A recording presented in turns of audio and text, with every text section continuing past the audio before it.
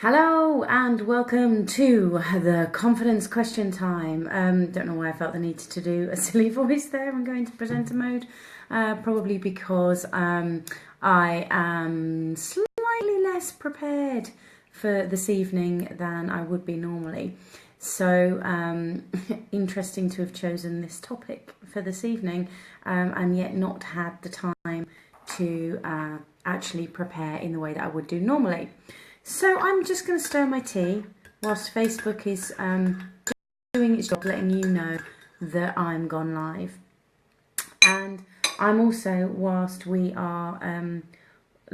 doing that, I am going to double check on here that it actually has gone live so that I can see it and also wipe that off my face because there's something not on my face on the screen. So let's have a look. Yes, look, I am live. So hopefully you will have the notifications will be going out and people will be joining us fairly soon. And for those of you who watch the recordings of this, you're probably very bored of watching the side of my head as I fiddle and look at another screen just for a little while, just whilst I sort this out. So just going to post on here and yeah, I think we're then ready to go. So cheers to whoever's joining. I have got my very big mug with me this evening and some hot lemon and honey, having spent the weekend with two very beautiful but very cold-ridden little people. I've got a little bit of a cold coming, so I want to make sure I nip it in the bud and keep my throat nice and lubricated. So I apologise. I also have tissues to hand just in case, but I'm sure we'll all be good. So, whoever you are that's joining live, please do say hi and let me know who I'm talking to, because it's quite nice to have, even if I've never met you in person, it's nice to have a face or a name or something. So please do share or like rather. Actually, the main reason that I ask you to like on these videos is that when you like, Facebook has these algorithms that if a post gets likes, then more people share. It reaches more people. But if you don't like, then it won't reach people, which is a bit odd. But it's kind of how the Facebook algorithms like. So when I'm asking you to give the thumbs up or the hearts, or even the angry face if you really wanted to, that actually it's not because I'm asking for validation. I'm not asking for you to love me. I am genuinely asking you to interact. Now there's a blast from the past. Hello, Malika McGregor. I always think of whenever the book or the movie of Mice and Men comes up, Malika, I always think of you. Always think of you. And I'm not going to say why, apart from the fact that Malika and I went to school together, which was obviously only about 10, 15 years ago. So it's nice to see you. Hello. Well, kind of see you. So if you haven't joined us for a Facebook Live, either live or watch the recordings, then basically the whole premise of them is about me picking a topic, or people send me a topic, email me, jules@juleswyman.com, or you can direct message me on this page. And sometimes people do go into these big long stories of what's going on, and that's absolutely fine. I'm more than happy for you to share, but the key point is to give me a question. Thank you for the thumbs up. Give me a question, give me a challenge, give me something that you're facing or experiencing in your life to do with confidence, or might be to do with self-esteem, it might be to do with self-worth, self-belief, but a challenge that you're having with life that you would like some support, some coaching with, some guidance, my thoughts, my experience. I've been doing this work now for over 11 years as a professional. If I talk to some of my colleagues that I used to work with in theatre, some of them would tell you that I was doing it back then, but I just didn't realise what I was doing. So it really is for me a way of being able to connect with people and share some of the insights and learnings that I've had, because in the 11 years I started doing this, I didn't actually set out with the intention of becoming a coach, and certainly not to become a confidence coach, and certainly not with the intent of doing public stuff, because the whole point was I didn't have any confidence. I didn't believe in myself. And my self-esteem was on the floor, quite literally. I hit rock bottom, and for those of you who don't know my story in brief, I did attempt a number of years ago, about 15 or so years ago now, to take my own life. And I am very pleased that I failed. Obviously may not have said those exact words at the time, although the next morning I remember thinking something like that. And it's very interesting how we get hooked in with this fear of failure. And here I am already starting off with telling you a story which I hadn't planned to say, about that I'm proud of being a failure, because if I hadn't failed, then I certainly would not have lived to tell the tale. And I think quite often we get caught up with this fear of failure, and what we don't realise is our fear of failure is what's holding us back. It's not the actual challenge or the opportunity or however that may be showing up in our lives, but it is that fear, that dialogue that we have going on for ourselves. Now, if you have watched some of these videos before, you may have heard me describe that I talk about fear in 2 different ways. So I apologise if I'm repeating myself, but repetition is the mother of all skill, apparently. And if you haven't heard it, then here you go. This, for me, is a very, very big picture way of thinking about fear to help me when I'm working for myself and also with clients, to get a different perception on it, different viewpoints, so that I can take control, for want of a better way of looking at it. So the first kind of fear comes from our primal system. It comes from our limbic brain that is looking to do nothing else but keep this thing, this physical being, alive as much as possible. And that's the part that will automatically kick in if there is a loud noise, or if I hear somebody in my house or anything like that. That primal part will kick in, and it will go into that fight, flight or freeze mode. And it will flood my body with adrenaline and probably enable me to do things that I would in normal states not think that I could do. And that's the kind of thing, I'm sure you will have heard the story of the lady who was watching she was doing the washing up, I think, and her grandson was outside, about 4 or 5 year olds on the drive, just playing around. And one of the brakes failed on her car and rolled over and onto her grandson. And without thinking, in that automatic space of mind, that fear wasn't about self-protection, but it was that protection over that child. And she went running out and lifted the car up to remove the child. Now, I'm sure if you'd have asked her on an everyday basis, could she lift a car, she would probably say no, and probably would have attempted it and maybe not have done it. But in that moment, that primal system kicks in when there's so much of that adrenaline and cortisol going on. It will kick in to help you in that situation, and we don't have to think about that. That's going to happen automatically. And I'm sure with all of the coverage of various things that happen around the world, I'm sure you've seen evidence of where that happens for people.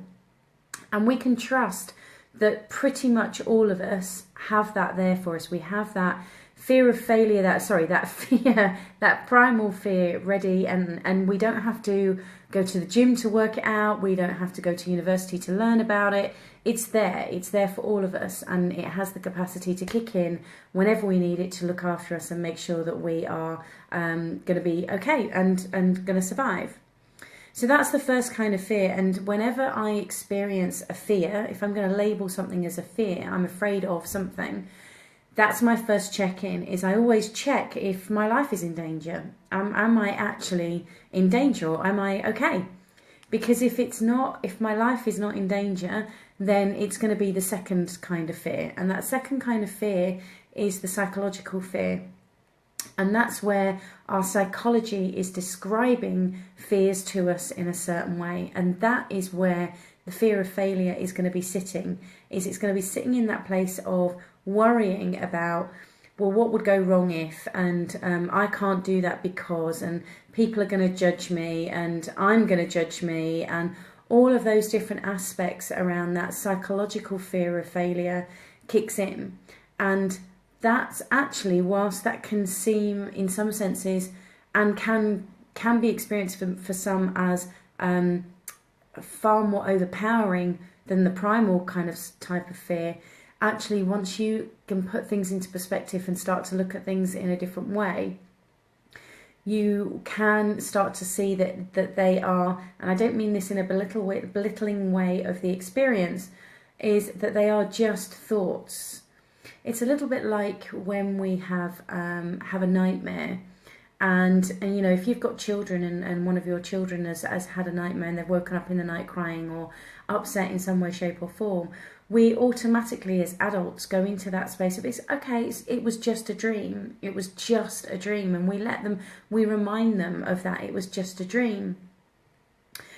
And interestingly enough, that's kind of how I look at that psychological stuff. If it kicks in about fear of I'm going to get this wrong, or fear of it's not going to work, or it's not going to work the way that I want it to, which is more to the point most of the time with fear of failure, is actually, it really is about looking at what's really going on here and how best can we look at it in a different way to help ourselves. So just let me know if this is making sense. I'm aware that there are people coming backwards and forwards, so my assumption is that the internet connection for some is not easy this evening. My throat connection is not necessarily easy this evening, so I'm probably going to have to pause a bit more than usual to have a sip of drink. So for those of you that are watching live, can you just let me know whether this is making sense? Yes or no? Simple yes or no would be really lovely, so that I've got the opportunity to kind of know what's happening for people in that sense. Yeah.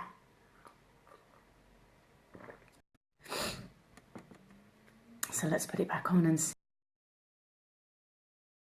So we have my that is making sense. So thank you for the thumbs up, people.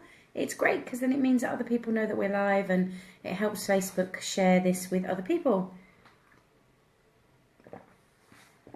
So, hi Jane, thank you. So, fear of failure. I didn't have as much time to prepare for this as I normally do with confidence question times. So I've just jotted down a few things really to get you thinking about the fear of failure. Again, in a very big picture way of looking at the fear of failure is that the pattern that I see play out for people most is that they have this fear of failure.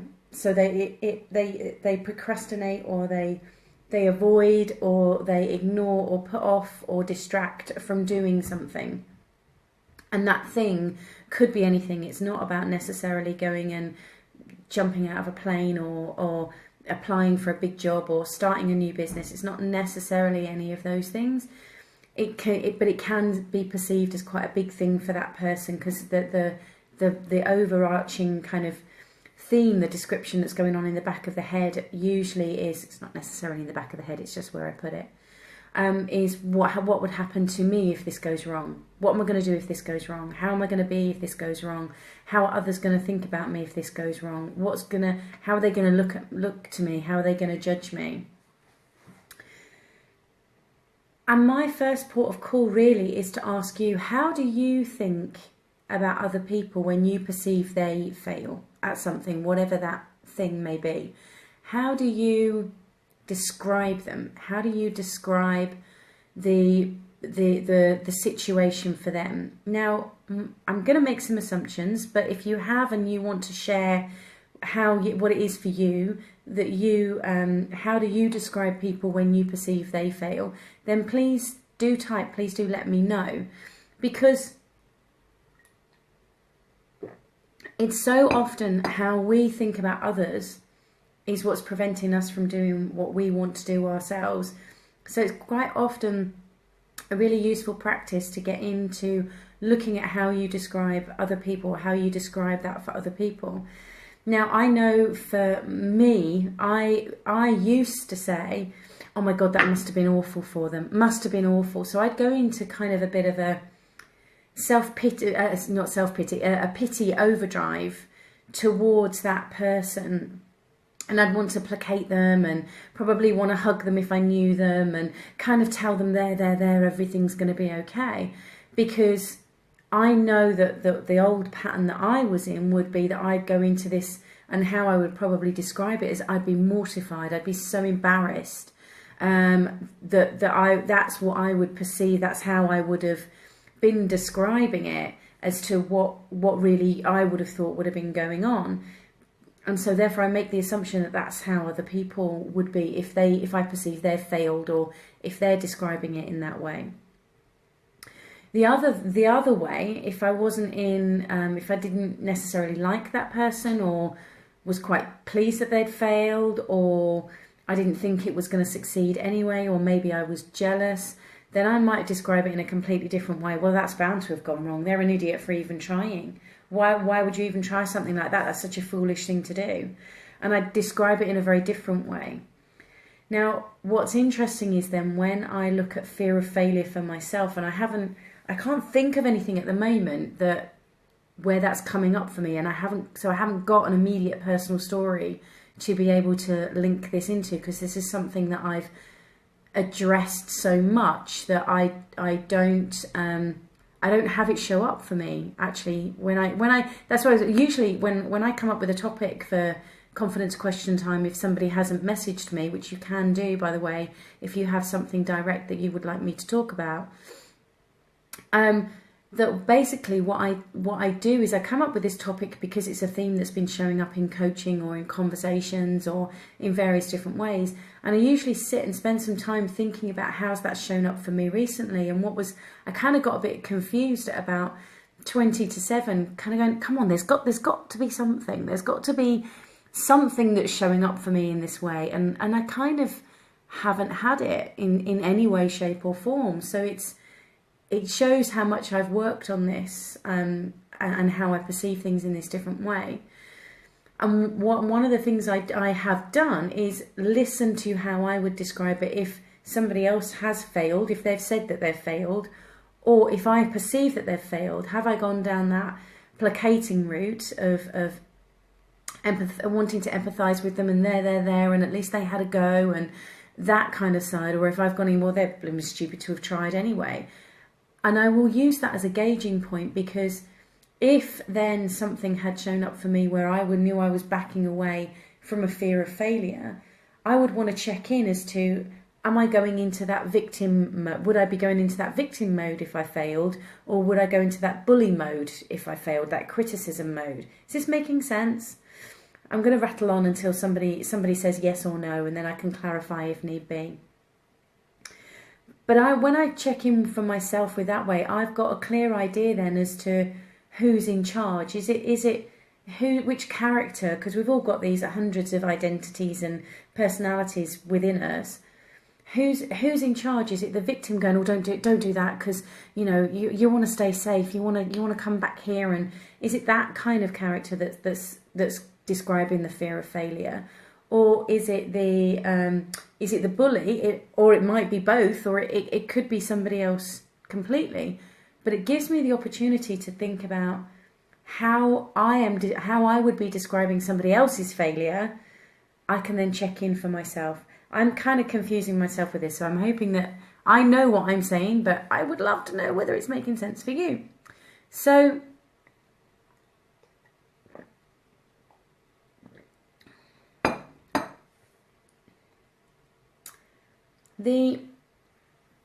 The key with what I'm saying here is to whether it's the placator voice or whether it's that bully criticism voice that we have. And they might show up in different ways with different words. Is to sit and have a conversation with it, to kind of work out for yourself, if you've got something that you know that you want to do, but you have this fear of failure, you're procrastinating, you're avoiding it, you're putting it off, is to stop and ask yourself, okay, well, walk through the worst case scenario. What would be, if you said yes to this thing, what would be the worst case scenario? So and that really could be absolutely anything. So I'm thinking of, I did a particular thing recently which was a stretch for me, and I didn't put it off, so I knew there was no fear of failure attached to it. But to make the decision, I checked in with myself, and that is a question that I ask, is what do I perceive is the worst case scenario? What do I perceive is could be the worst thing that could happen? And I allow my brain to go into that catastrophizing mode that I know it's making up. I know it's a waking nightmare, really. I allow it to go into the nth degree of what could happen. And then I go, okay, if that happened, and it's important that you use the word if that happened, how would I deal with it? And give yourself the opportunity to go through and just check in with yourself. How would you deal with it if that happened? Because 9 times out of 10, whenever I've done this, in fact, I would say 10 out of 10, whenever I've done this with clients and for myself, is that we always come up with a resource. We always come up with a way of being able to do this, of being able to, if the worst case scenario happened, we will find a way. We find something, some way, some opportunity, we find some way through. We always do. So otherwise you wouldn't be here, I wouldn't be here, I would have succeeded 15 years ago, I wouldn't have failed. But actually the key with it is allowing yourself to go into that so you can come up with more resources. And then ask yourself, okay, well, if that really did happen and I had those resources, then what would I do if it happened? And then you'll come up with more resources. And what you'll start to realise is the more you allow your brain to go into that, okay, well, if it failed, if it went dreadfully wrong, how would I deal with it? Your brain will come up with those resources. It would say, you know, who you'd call or who you'd ask for support or how you'd get out of it or you'd find a different way and the more you look into it, with every person I've ever done this with, and I include myself in this, I always come up with answers. I always find a way of how I would deal with it. And your brain then, even though the psychological part and the primal part are separate, they've become kind of connected in some senses with imagination, is that this part, the primal part that's kind of getting all upset because it thinks that this fear is going to happen, it thinks this failure is going to happen, so it's kind of on guard, is once you show the resources that's there, once you show the resources that it's there, this starts to relax down, which then gives you the opportunity to start looking at this with clarity, as opposed to just with making stuff up, basically. Jane, interesting, as I would try to avoid the catastrophizing thinking. Yes. And Jane, as I know that you know the fantasy ladder process, this is kind of, in some senses, a way of showing your brain. It's utilising the top of the ladder, the fantasy ladder, to show your brain, okay, well, if you're going to catastrophize it, then catastrophize it to the nth degree. But actually, let's look at what we could do if that happened as well. So it's not about it's all going to go wrong and I'm going to end up on the streets and homeless and begging and that's it, I'm going to lose everything. It's going, okay, well, if I did... I remember working this through with somebody that they had a fear that they would never get another job. And basically what they ended up looking at was that recognition of they haven't even started yet. And they had this fear that was this fear of failure, that even if they looked outside of where they were, that they weren't going to get something. So the fear of failure was keeping them inert. You know, they weren't moving, they were just stuck in that particular moment. And it really is about us starting to recognise more and more that this fear of anything, unless your life is in danger, it's made up.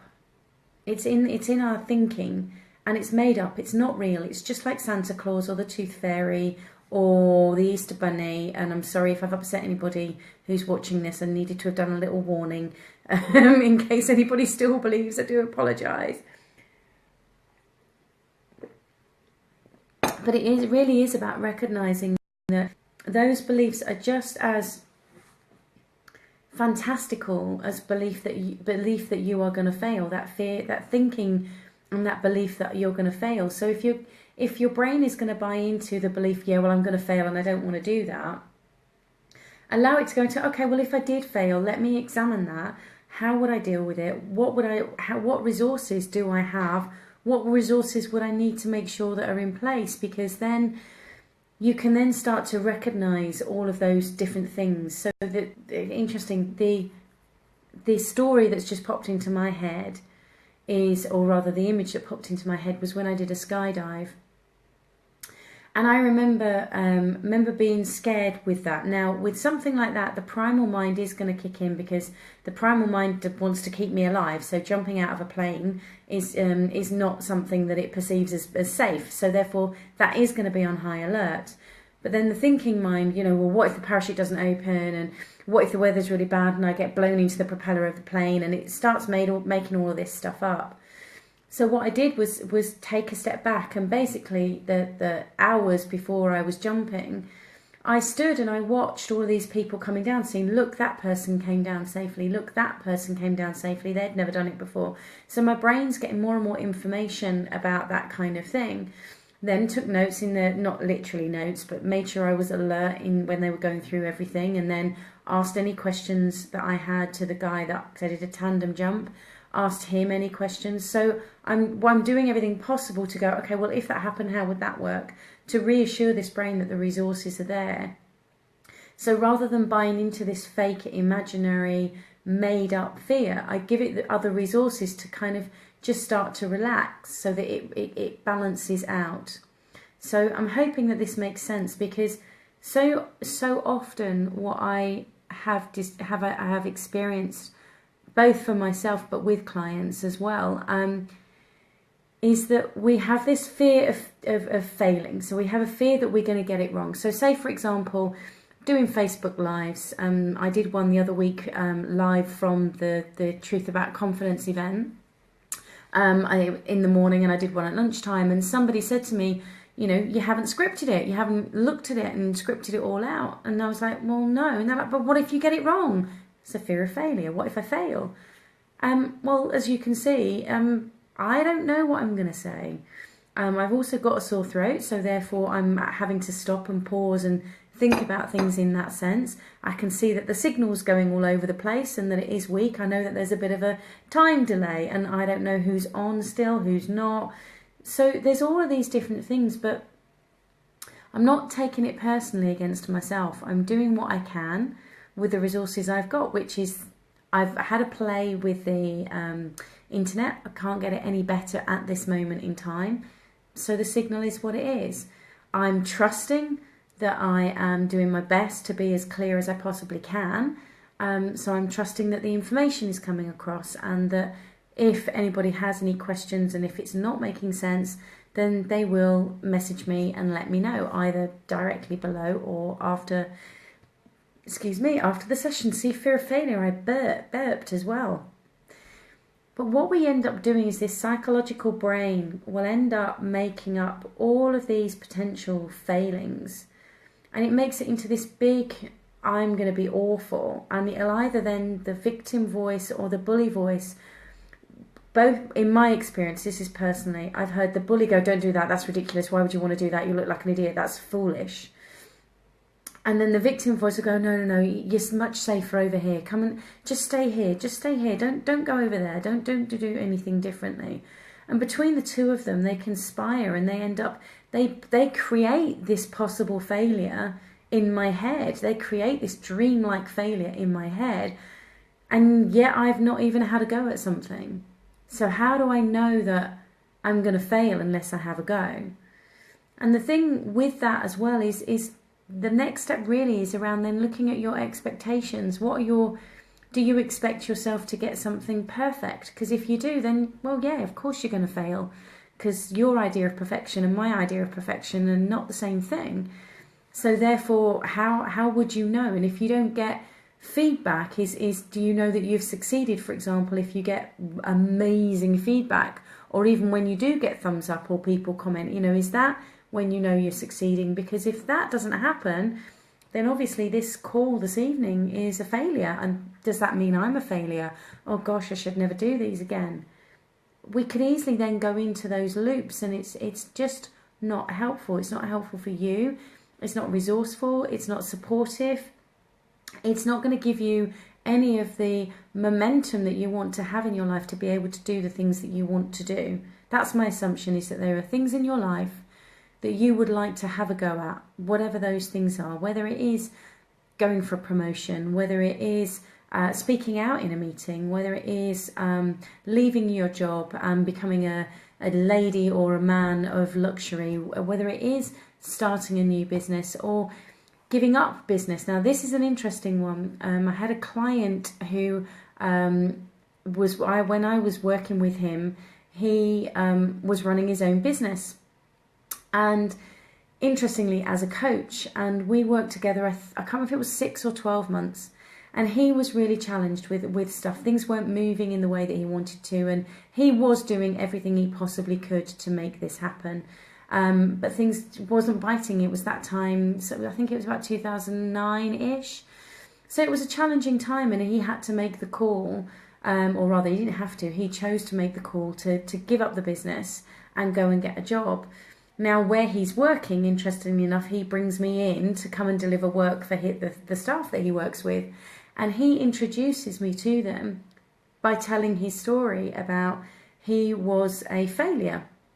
He set up this business and it failed. And he said, but you know what? I've never felt so successful in my life, and it's down to this lady. It's down to the fact that we worked together and we coached together, and I closed my business feeling like a success.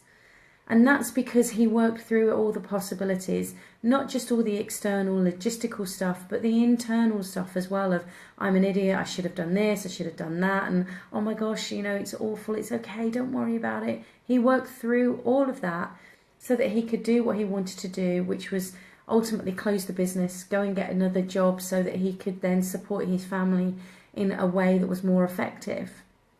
So when you work through that stuff, it's then not got the hold over you. You get to be able to face it. It's the old adage of feel the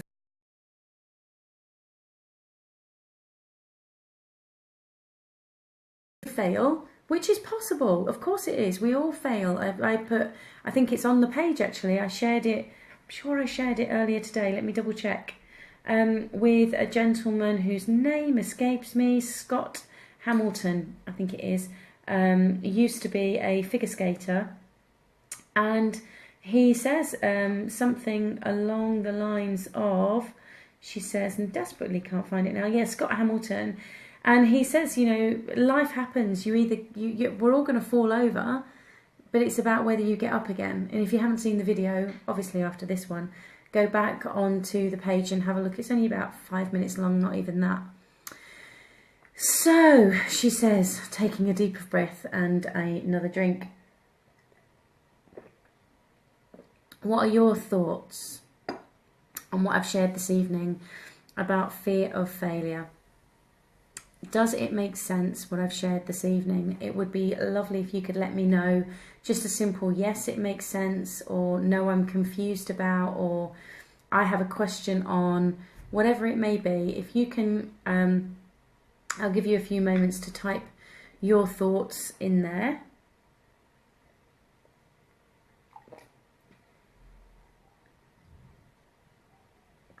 I have got the biggest mug. I love this big mug. And I did mean to say at the beginning, if anyone is perturbed as to what I have done to my head, don't panic. I've no idea what I've done, but it will heal, as everything does. So yes, I'm just going to, I'll give you some bit of information while some of you may be typing. If you haven't been onto my website, juleswyman.com, then you can go on there and get the 7 Keys of Confidence for free.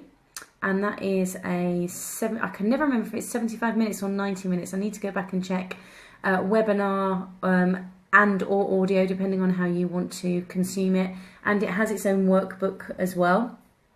So you can have that and keep that. That is on there. There are no more live events for this year, having just done a couple of weekends ago, the last one, which was the Truth About Confidence. But I'm in the process of finalising details for 2017. If it's something that you really want to come to and want to make sure that you get on the list because the last event sold out. So if you want to make sure that you have the heads up, I'll let you know now. I have actually sent it out to past participants the information this morning, because I have got the date. but they get the opportunity to come along for a second time, or they can come along as many times as they like. And just to let you know, 2 places have already gone. So if that is something that you are interested in coming along to in 2017, it will be in March, the first one, then let me know. You can either put your details down here or message me direct or email me jules@juleswyman.com, and I will happily make sure that you're one of the first to know. Well, you'll be not in the first lot because the first lot already knew this morning, so I've sent them that information. So I am, it's now 7:35. I'm not getting any notifications that there's any comments or any questions. So I am going to make an assumption that what I've shared with you this evening about the fear of failure is making sense and giving you some different aspects of how to look at it. So let me just double check that I haven't done anything daft and double booked myself for next week. No, I haven't. All is clear. So next week, again at 7 p.m. UK time, and I believe that we have at least one of our fellow Americans, people across the pond with us this evening. So yeah, it's the same time now. Be aware that the clocks change in the UK. Next Sunday we go back an hour. So whatever, I don't know if the clocks change or already have changed in the States or are going to change. There's usually a week's difference at some point. So just be aware that our clocks do change. So whatever the time is over there now, it won't be next week. Or maybe it will, depending on if you've changed your times or changed them at the same time. So thank you to those of you who have joined live. Please do make sure that if you have enjoyed this video, please do like it, because as I say, if you don't like it and heart it or even put any of the emojis up there, then Facebook algorithms do not share it. They do not let people know that we're here. They do not let them know that this conversation is happening. So please do just press the little thumb or the heart or the tears if you want to, or the red angry face. I'm not going to attempt to do that one, or the wow, or the ha-ha. I think that's all of them. And I look forward to connecting with you again next Monday at 7 p.m. I believe I've waffled enough. Apart from saying that if you have a question or a thought or anything that you want to share, or maybe you have a specific topic that you would like me to start a conversation around next week, then please do let me know. And I have just realised actually that next Monday is going to be Halloween. So I don't think I'm going to be dressing up or anything weird like that, but maybe there's a theme that we could look at that links to Halloween.